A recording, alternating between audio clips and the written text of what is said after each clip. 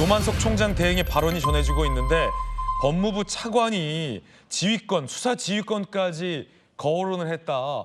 점점 법무부의 검찰 항소 포기 외압 논란이 더더욱 거세지고 있습니다. 노만석 총장 대행의 발언들 함께 보시죠. 이 내용은 굉장히 충격적인데 법무부 차관이 직접 전화 걸었다는 거예요. 그러면서 항소를 우려했다는 겁니다. 이건 항소하지 말란 뜻이죠. 몇 가지 선택지를 제시했다. 사실상 모두 항소를 포기하라. 이걸 요구하는 내용이었다는 겁니다. 법무부가 검찰총장 대행에게 항소 포기하는 내용을 요구했다라고 노만석 직무대행은 밝히고 있는 겁니다.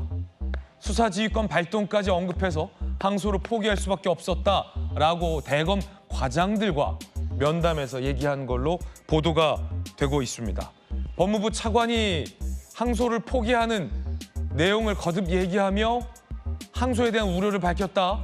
그러면서 이거 잘못하면 수사지휘권까지 법무부 장관이 발동할 수 있다. 이 법무부 차관 뜻이겠습니까? 법무부 장관 뜻으로 받아들이겠습니까? 라는 논란이 거세게 일고 있는 겁니다. 안 그래도 노만석 대행이 용산과 법무부와의 관계를 고려해서 항소를 포기할 수밖에 없었다라고 발언한 내용이 알려지면서 법무부와 대통령실은 우리랑 상관없다라고 선을 그었지만 많은 국민들이 진실은 무엇인지 궁금해하고 있는 상황인데 법무부 차관의 직접적인 항소 포기 요구 전화통화 내용이 있었다라는 노 대행의 발언까지 알려지면서 일파만파 논란이 커지고 있는 겁니다. 조금 전 하루 휴가 쓴 노만석 대행이 출근을 했다고 합니다. 잠시 후에 뭐라고 얘기했는지도 한번 들어보시죠. 검사 출신의 또 법사위원인 곽규택 의원님, 굉장히 직접적인 내용이 나왔는데 정성호 법무부 장관은 조금씩 뭔가 발언이 바뀌고 있다는 걸 야당이 지적하고 있잖아요. 처음에는 전혀 관여한 바 없다고 했다가 신중하게 생각하라라는 의견을 전했을 뿐이라고 했다가 신중하게 생각하라는 말을 3번이나 했다라는 것도 알려졌는데 거기에 법무부 차관이 전화를 걸어서 항소를 포기하는 내용을 요구했고 수사권 발동 얘기까지 했다라는 게 지금 노만석 대행의 전언인데 어떻게 보십니까? 우선 지금 항소 포기 사태를 둘러싼 이 법무부 장관, 차관, 그리고 검찰총장 권한대행, 서울중앙지검장까지 서로 다 말이 틀리고요. 네네. 본인들의 말도 어제 오늘이 서로 틀린 상황입니다. 그러니까 지금 이 사안이 굉장히 중요한 사안이다 하는 것을 반증을 하고 있는 것이고요. 오래전의 일도 아닙니다. 지난주 금요일 있었던 일인데 지금 이렇게 서로 말들이 틀려요. 아마도 본인들이 한 행위에 대해서 이것이 정말 수사까지 받아야 될 형사처벌까지도 가능한 사안이라는 것을 다 직감하고 있다고 보시면 될 것 같고요. 그리고 지금 법무부 내부의 의사결정 구조상 이 사안은 굉장히 특이합니다.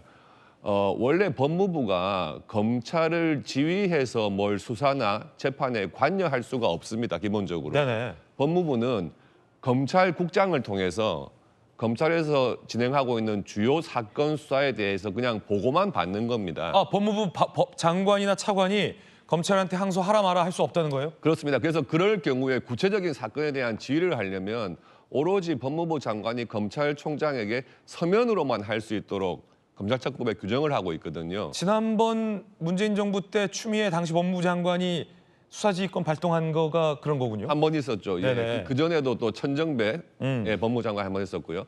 그런데 지금 문제는 이 법무부 차관은 그 검찰국장과 법무부 장관의 주요 사건에 대한 보고 라인에서 사실상 빠져 있어요. 원래는 법무부 차관은 대국회 업무 이런 것을 하는 거지 수사나 재판에 대한 보고에 관여하는 이 라인이 아닙니다. 그렇군요. 그럼 이례적으로 법무부 차관이 직접 전화 걸어서 그렇습니다. 항소 포기하는 내용을 요구했다라는 말이 사실이라면 이건 외압입니까 아닙니까? 그렇죠. 의원님 보시기에. 법무부 차관이 나섰다는 것은 굉장히 법무부 장관의 뜻이 강했다는 거예요. 외압으로 보세요. 그 당연히 외압이죠. 정성호 법무부 장관이 3번에 걸쳐서 신중한 검토를 이야기했다고 하는 것 자체가 외압을 자백한 겁니다. 신중한 검토를 하라. 누가 들어도 이것은 항소를 포기하라, 항소하지 말라는 뜻이죠. 제가 보기에는 정말 신중히 검토해서 알아서 결정하세요 취지의 말이 아니고요. 신중히 검토해서 항소 포기해라 하는 강력한 메시지가 차관을 통해서 갔다고 보는 게 정상적이고요. 그러니까 검찰총장 권한대행이 본인에게 제시된 선택지가 항소 포기하는 것밖에 없었다 하고 이야기를 하는 것이거든요. 그리고 이 라인에 원래는 법무부 장관, 검찰국장, 그리고 검찰총장 이렇게 이야기가 됐으면 몰라도 법무부 차관이 중간에 끼어들어 가지고 검찰총장 권한대행과 사건에 관한 이야기를 했다고 하는 것은 굉장한 외압의 실체를 드러내는 것이고요. 그리고 이게 지휘권 행사라고 하는 것은 서면으로만 하게 해둔 이유가 있습니다. 이걸 명백하게 책임 소재를 규명하기 위해서 그렇게 해둔 것이거든요. 근데 이것을 하지 않고 구두로만 지휘를 하면서 지휘권 발동을 할 수도 있다 이런 압박을 가했다고 하는 것은 사실상 검찰총장 권한대행에게 직접적으로 부당한 수사 지휘를 하면서 절차는 무시한, 그러니까 굉장히 직권남용의 혐의가 아주 농후한 수사로 이어져야 될 그런 사안이라고 볼 수밖에 없죠.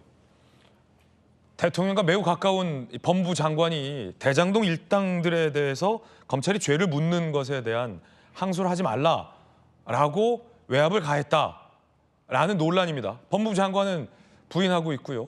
법무부 차관도 부인하고 있습니다.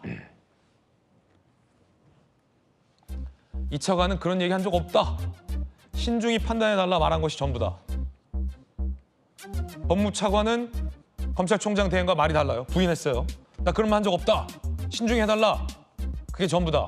그런데 아까 노만석 검찰총장 대행은 수사지휘권 발동까지 얘기하면서 항소를 포기하는 내용을 요구했다라고 구체적으로 얘기했다라는 건데요. 둘 중에 한 명은 거짓말하고 있는 거죠. 법무부 차관이 진실을 얘기하고 있는 걸까요? 총장 대행이 진실을 얘기하고 있는 걸까요? 어제 하루 연차 썼던 총장 대행 조금 전 출근했다고 합니다. 출근길 들어보시죠. 은퇴 요구 나오는데 입장 있으실까요? 이진수 차관으로부터 수사 지휘권 언급 들으셨어요?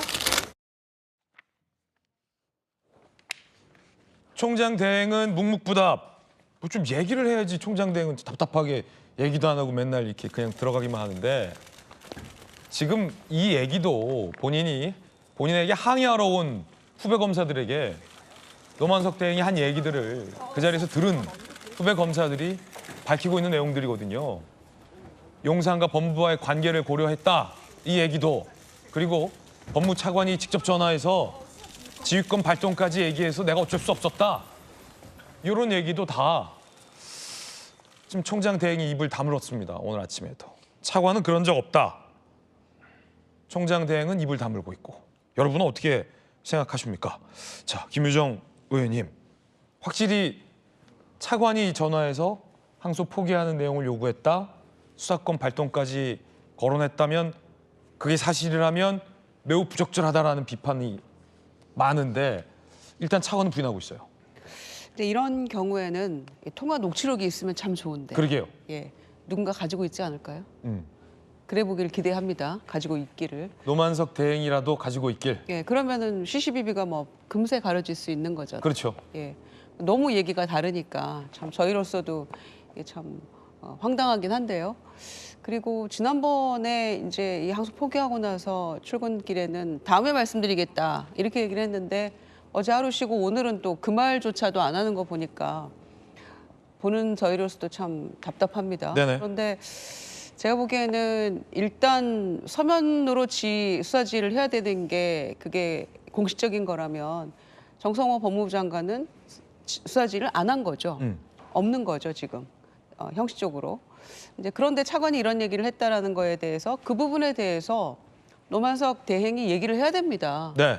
본인이 지금 통화를 하고 그런 얘기를 들었고 차관이 이런저런 얘기를 했는데 선택지가 모두 항소 포기에 대한 그 선택을 할 수밖에 없는 내용들이었다라는 주장을 하는 것이니까 저렇게 하루 쉬고 나와서 묵묵부답할 문제가 아니고 이 부분에 대해서 명확하게 본인의 입장을 밝혀야 된다고 생각하고요. 지금 총장 대행이 아무 얘기도 못 밝히는 거는 여기저기 눈치 보고 있는 것 때문이다라는 지적이 있던데 어떻게 보십니까? 본인의 소신은 뭐냐 이거예요. 그러니까 계속 뭐 법무부 얘기하고 용산 얘기하고 그다음에 또 용산도 뭐 우리 검찰 폐지 관련해가지고 그런 것들 때문에 뭐 눈치를 봐야 됐다라고 얘기하다가 또 그거 아니라고 얘기했다가 본인 얘기도 계속해서 말이 바뀌고 있고 그다음에 또 중앙지검장하고 협의했다라고 했는데 중앙지검장은 우리는 반대했다라면서 사표 쓰고 나가고 이런 상황 속에서 본인의 소신은 뭐냐 이거예요. 네. 중앙지검장하고 그 검찰총장하고 이견이 있다면 이 부분에 대해서 최종 지휘는 누가 하는 거예요? 검찰총장이 하는 거 아닙니까?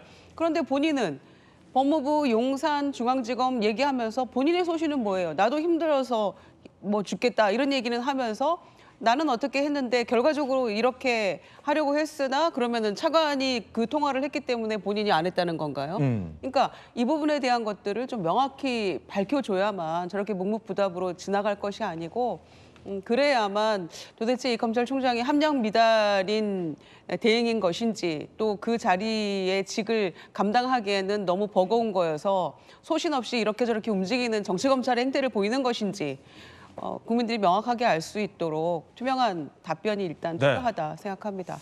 이 사건은 여러분 천문학적인 범죄 수익을 낸 대장동 일당들의 죄를 묻는 걸 검찰이 포기한 사건으로 법조계에서는 보고 있습니다.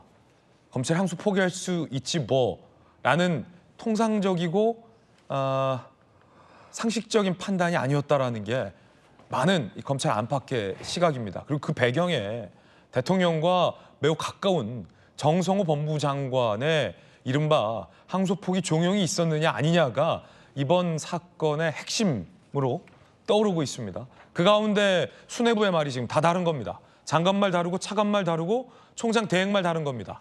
이 모습을 보는 검찰 내부의 목소리도 있습니다. 함께 보시죠.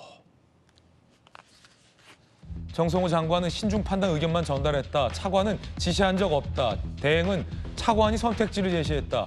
중앙지검 간부, 법무부, 대검지휘부가 서로 책임 미루고 있는 걸 보면 항소 포기 결정이 얼마나 잘못된 결정이었는지 알 수 있다. 라고 지적했습니다. 자, 그럼 정성호 법무부 장관 얘기도 한번 들어볼까요? 정 법무부 장관은 뭐라고 밝혔을까요? 맨 처음 사건 결과 보고 봤을 때는 상당히 중형이 나왔네. 어떻게 예상보다 좀 많이 나왔고 항소 포기와 관련된 보고는 제가 한 3, 4일 정도 후에 받았던 것 같은데 좀 신중하게 잘 판단해라 했던 거고 여러분들이 궁금하신 7일 날 법사위와 예결이 왔다 갔다 하느라고 정신이 없어 갖고요. 그 당시는 보고 왔을 때 여러 가지를 고려해 갖고 신중하게 합리적으로 잘 판단했으면 좋겠다. 이런 정도 제가 의사 표현했습니다. 법무부에 차관도 있고 또 국장도 있고 과장도 있고 참모들하고 보고대 왔을 때 신중하게 하라라는 원칙론적인 얘기밖에 밝힌 게 없다라는 게 정성호 법무부 장관 주장입니다. 그런데 검찰 안팎에서는 신중하게 판단하라라는 걸 3번이나 언급했다는 건 사실상 지휘한 거 아니냐라는 비판도 나옵니다. 지난달 31일 1심 선고 직후 신중하게 판단하라 3, 4일 후 대검이 항소 의사를 보고했을 때 신중하게 판단하라 그러세요가 아니라 신중하게 판단하라 항소 기한 마지막 날도 신중하게 판단하라. 정혁준 변호사님. 네네. 이게 지금 이 장면이 논란이에요. 이걸 외압으로 보는 분도 있고 이게 무슨 외압이냐라고 보는 분도 있는데 검찰이 항소하겠습니다. 보고했을 때 신중하세요. 그 이전에 이미 신중하세요 한 번 했고 항소 마지막 날도 신중하게 잘 판단해라. 이 3번. 이건 항소하라는 겁니까? 항소하지 말라는 겁니까? 그런데 빠진 게 있어요. 뭐요? 신중하게 알아서 판단하라 그렇게 이야기했단 말이에요. 뭐랑 똑같냐면 저같이 어리버리한 학생 고등학교 다닐 때 네네. 일진에 타겟이 된단 말이에요. 그래서 일진이 딱 저를 갖다 찍은 다음에 저기 매점을 갖다가 손짓도 안 해요. 턱으로 가리키면서 너 신중하게 알아서 잘 판단해. 그럼 저한테 뭐 하라는 이야기입니까? 빵 사오라고요? 빵하고 우유 셔틀하라는 이야기 아니겠습니까? 이렇게 딱 3개 하면 3개 사오라는 이야기일 거고 이렇게 하면 5개 사오라는 이야기일 거고 그런데 나는 아무 말도 안 했어. 신중하게 그것도 네가 알아서 잘 판단하라고 했지 내가 언제 빵 사오라고 했냐? 그러면 어떻게 되겠습니까? 만약에 저 때요. 저 노만석 차장이 신중하게 알아서 이거 항소하겠습니다 해서 항소했으면 어떤 일이 벌어졌을까? 전 무지하게 궁금한데 사실은 그 앵커도 이야기했지만 항소 포기하는 것 자체가 말이 안 되는 거예요. 왜냐하면 중요한 혐의 3개가 무죄가 나왔어요. 뇌물죄 무죄 나왔고요. 그다음에 그 이해충돌방지법 위반죄도 무죄가 나왔고 심지어 특정 경제범죄 가중처벌에 관한 그것도 무죄가 나왔단 말이에요. 인정된 건 딱 하나밖에 없어요. 그게 뭐냐면은 형법상의 업무상 배임죄만 인정이 됐는데 그 결과 어떻게 됐습니까? 검찰에서 추징할 수 있을 것으로 충분히 기대하고 있었던 심지어 2,070억이나 잡아놨던 김만배 재산 등을 통해 가지고 7천억 넘는 거를 회수할 수 있을 거라고 기대했던 그 돈이 다 날아가 버린 거예요. 이런 상황에서 검찰이 우리 곽규태 의원님 부장검사까지 20년 넘게 하셨지만 네. 이런 경우에 항소 포기를 하고 안 하고를 떠나가지고 이러한 케이스에서 항소 포기를 생각한 적도 한 번도 없었을 거 아닌가 저 그 생각 드는데 그런데 이렇게 정상적이지 않고 상식적인 일들이 벌어질 때는요 제가 살아보니까 다 이유가 있는 거예요. 이런 일들이 있을 때는 어떠한 그 비상식적인 절차나 무슨 뭐가 있으니까 비상식적인 결과가 나온 거 아니겠습니까? 그런데 노만석 대행이 뭐라고 이야기했느냐? 용산과 법무부와의 관계를 고려할 수밖에 없어 이렇게 이야기했잖아요. 그건 뭐냐면은 이게 이제 좀 말을 갖다가 그럴듯하게 꾸며서 관계를 고려했다 이렇게 이야기했지만 우리가 알아듣기 쉽게 이야기하면 눈치 볼 수밖에 없었다 그 이야기 아니겠습니까? 이야기 쉽게 보면은 용산 눈치 봐야 되고 법무부 눈치 볼 수밖에 없었다라고 해가지고 대검에 나와 있는 검찰 연구관 그 평검사들한테 그렇게 실토를 갖다가 했잖아요. 그 다음에 좀 전에 곽규택 의원은 왜 차관이 여기에 꼈는지 모르겠다라고 말씀하셨는데 저는 왜 차관이 꼈는지 알 것 같아요. 왜 꼈냐면요. 그 이진수 차관하고 노만석 대검 차장하고 사법연수원 동기고요. 아, 그래요? 그 다음에 검사 임관도 동기예요. 그러니까 나이 차이는 좀 나니까 형 동생 했겠지만 무지무지하게 친했을 거 아니겠습니까? 그러니까 장관이 내가 굳이 나갈 거 없이 이 차관 저기 당신하고 그 노만석 그 대행하고 연수원 동기잖아. 그다음에 검사 같이 시작했잖아. 당신이 좀 알아서 이야기해. 이렇게 해가지고 한 거 아니겠습니까? 그렇다라고 하면 아무리 이진수 차관이 부인한다고 하더라도 제가 봤을 때는요. 둘 중에 한 명 거짓말하는 거 아니겠습니까? 누구의 말에 더 무게가 실리겠는가? 이건 상식적으로 판단하면 될 것 같고 다른 걸 다 떠나가지고 이진수도 그렇고 노만석도 그렇고 저는 전형적인 정치 검찰이라고밖에 볼 수가 없는데 안타까운 것은 이와 같은 정치 검찰이 지금 윤석열 정권입니까? 이재명 정권에서 이와 같이 정치 검찰들이 우리나라 검찰의 수뇌부를 장악하고 있구나 아직까지도 이런 것들 우리 국민들 확인한 것이다. 전 그 생각 듭니다. 정혁준 변호사님의 강한 개인적인 비판 견해 전해드렸습니다. 야당의 주진우 의원이 노래를 하나 만들었습니다. 들어보시죠. 수년 동안 쌓아온 진실이 멈춰선 날 절차대로